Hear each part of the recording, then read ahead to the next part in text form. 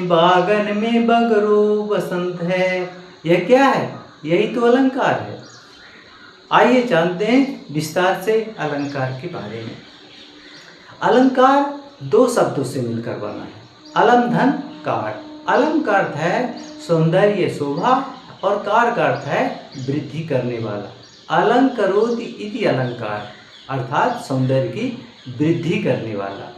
काव्य के वे तत्व जो काव्य के सौंदर्य की वृद्धि में सहायक सिद्ध होते हैं अलंकार कहलाते हैं। आचार्य रामचंद्र शुक्ल के अनुसार अलंकार काव्य की आत्मा है, तो वहीं कविवर पंत के अनुसार अलंकार केवल वाणी की सजावट के लिए ही नहीं है, वे भाव के अभिव्यक्ति के भी विशेष द्वार हैं। आइए जानते हैं अलंकार के भेद।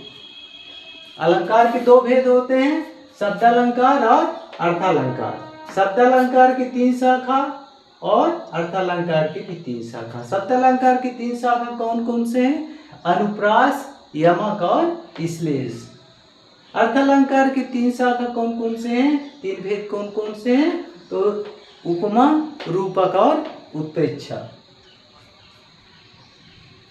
अब जानते हैं शब्दालंकार।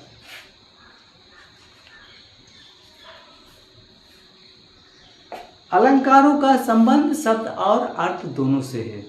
जहाँ शब्दों के माध्यम से काव्य में चमत्कार उत्पन्न होता है वहाँ शब्दालंकार, और जहाँ अर्थों के माध्यम से काव्य में चमत्कार उत्पन्न हो, कविता में सौंदर्य का बोध हो, वो अर्थालंकार। तो काव्य के जहाँ शब्दों के चमत्कार से कविता में सौंदर्य की वृद्धि हो, जहाँ शब्दों के चमत्कार से कविता में सौंदर्य की वृद्धि हो, वहाँ शब्दालंकार होता है। जैसे कहा कहो कछु कहत न आवे, जननी जो दुख पायो, बननी में बागन में बगरो बसंत है।